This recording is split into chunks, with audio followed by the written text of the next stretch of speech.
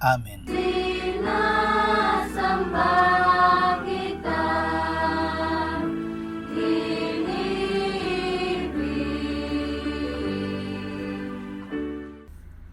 Pinupuri ka namin, O Diyos, Ama, Anak, at Espiritu Santo.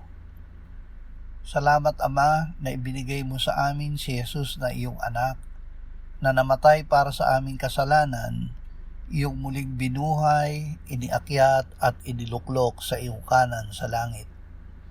Salamat na ibinigay mo sa amin ang iyong banal na Espiritu, at sa pamamagitan niya ay ibinuhos mo ang iyong pag-ibig sa aming puso.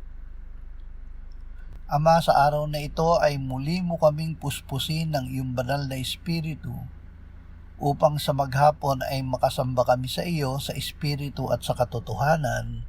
Amen.